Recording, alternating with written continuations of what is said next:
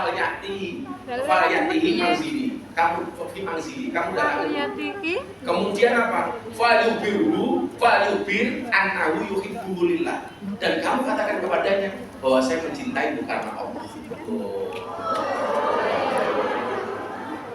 Kok ditolak? Samsudin bertindak.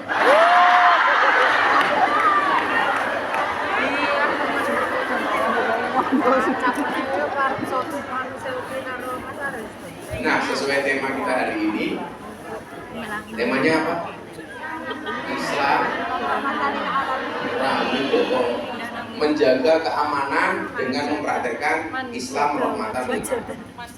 Jadi saya itu besok ada tugas dari negara, bukan menteri. Nah, besok apa? Besok dengan dia. Salah satunya terkait dengan kerukunan dan peradaban. Karena saya dianggap sebagai tokoh masyarakat, tokoh agama di Indonesia yang paling toleran. Hari ini saya baru bangun masjid di Lampung, saya bangun gereja di Merauke, saya membangun pura di Bali. Di masjid yo tak bangun, gereja yo tak bangun, pura yo tak bangun. Tak nulis dalam kuburan yo tak bangun ke saya. Tapi saya minta dulu sebelum mati dia dulu lah. Terus gue bantu soalnya kena kapotan. Terus rasa awal ngomong kabur.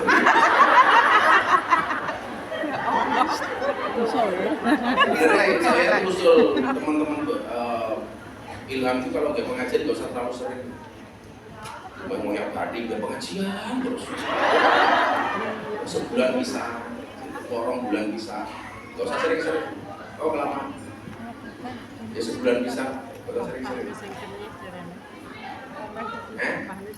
Orang atau kelon itu. Nah, ketika berbicara soal keamanan itu, Nabi Muhammad SAW bersabda, semoga semuanya diakui sebagai umatnya Nabi Muhammad.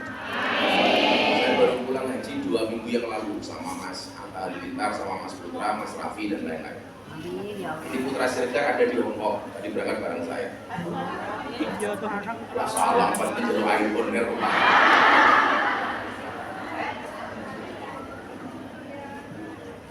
Jadi saya, Atta sama Putra itu lagi berusaha membebaskan tanah atau rumah di Jakarta untuk majelis pengajian teman-teman artis. Ya, sebelum artis di Jakarta minimal dengan artis Komian. Harus ya mesti no. Al-muslimu akhul muslim kata Nabi. Seorang muslim itu sahabatnya muslim yang lain. Jadi kalian itu mau kenal orang sama-sama muslim itu berarti dia bersahabat. Makanya sesama muslim itu kalau sholat pun mesti saling mendoakan. Buktinya apa? Ketika ada sholat, assalamu alaina wa ala ibadillahi sholihin. Keselamatan bagiku dan bagi hamba Allah yang soleh dan soleh. Jadi Anda itu dituntut untuk menjadi makhluk sosial, bahkan diajari ketika sholat. Assalamu alaina wa ala ibadillahi sholihin.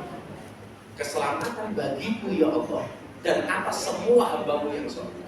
Maka kalau Anda ingin didoakan oleh orang muslim yang lain salatnya, Anda harus soleh. Karena wa ala ibadillahi sholihin. Kok Anda nggak soleh ya nggak dapat. Makanya kalau ingin didoakan oleh orang lain salatnya kamu harus soleh. Semua orang soleh, al-ahya minhum wal amwat, yang hidup maupun yang mati, begitu ada saudaranya sholat, dia mendapatkan jannah doa. Makanya hebatnya orang alim di sini. Saya sekarang mau tanya sama jenengan, ada orang goblok sholat, ada orang tidur, orang soleh, orang alim tidur. Itu yang digoda oleh setan. Orang goblok yang sholat atau orang alim yang tidur? Sing digoda setan, goblok sholat apa alim yang tidur? Alim tidur. Jawabannya apa? Nabi melihat setan tuh manggung-manggung di depan masjid. Makanya saya bilang, yang banyak setannya itu di masjid apa di diskotik? Diskotik. Di masjid. Diskotik gak perlu ada setan, kelakuannya sudah kaya.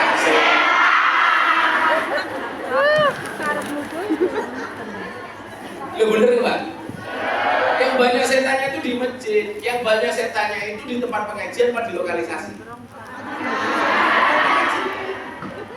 dilokalisasi udah nggak perlu ada setan-setan lain.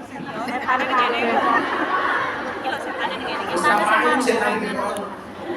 Makanya ternyata setan jenisnya di Indonesia itu ada 3. Yang pertama, setan sejenis jin. Mereka ini takut jika dibacakan ayat kursi. Yang kedua, setan tidak jelas jenisnya, tapi takut dilempar kursi. Yang ketiga, setan yang tidak takut dilempar kursi, tapi bahkan merebutan kursi. Itu setan mas.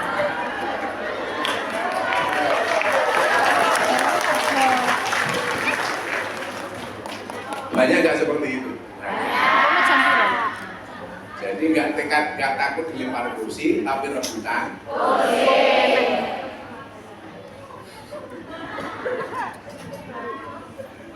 Setan ini mangu-mangu di depan masjid, mau masuk keluar lagi, mau masuk keluar lagi. Bodor gini. Nabi kemudian bertanya, setan, jawab sama nulis, kok sama nulis sama setan.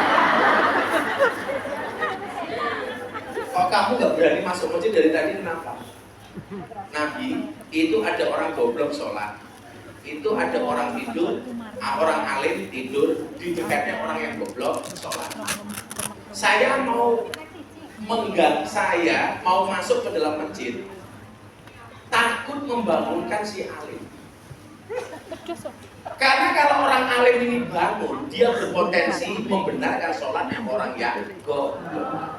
Jadi kalau ada orang alim yang tidur sama orang goblok sholat, ternyata yang digoda setan itu siapa? Orang alim supaya dia tidak bangun. Orang goblok nggak perlu digoda, sholat wis salah.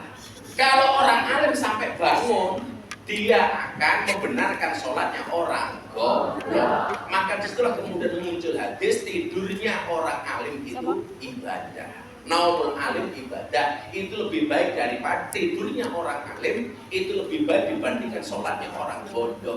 Asbabul wurudnya hadis itu. Ono sejarah. Tidurnya orang alim itu ibadah, karena mau tidur dia tahu sunnah wudu dulu.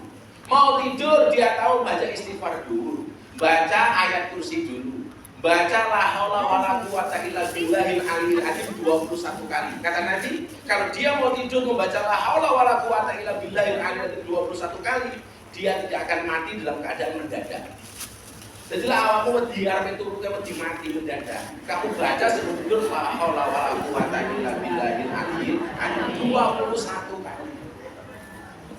Karena apa? An-naumu akhul maut. Maka tidur itu saudaranya mati. Makanya tidur itu mati sementara, mati itu tidur selama-lamanya. Karena tidur saudaranya mati. Kalau saya pengajian kamu tidur, berarti kamu pengen cepat-cepat mati.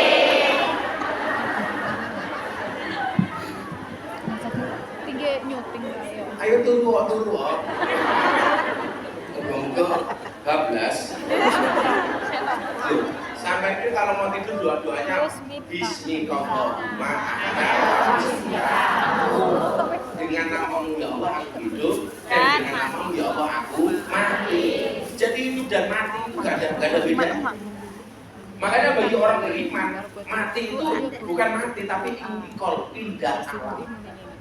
Pindah alam. Makanya kenapa kalau saya sering ngeprank santri-santri tidur, langsung iman roh buka. Turu begitu takut itu alam. Iman roh buka. Gagap modal. Jadi orang alim kalau mau tidur dia tahu sunahnya wudu dulu. Kenapa orang alim kalau mau tidur wudu? Karena pengen kalau kemudian dia tidur langsung mati sudah dalam keadaan punya wudu, dalam keadaan suci. Makanya kenapa Nabi itu hebatnya kalau tidur, dari tidur sampai bangun itu posisinya sama nggak berubah. Kalau kita kan beda, arep turu tangane nendi, tangi turu tangane nendi. Arep turu tangane ning dhuwur, tangi turu tangane ning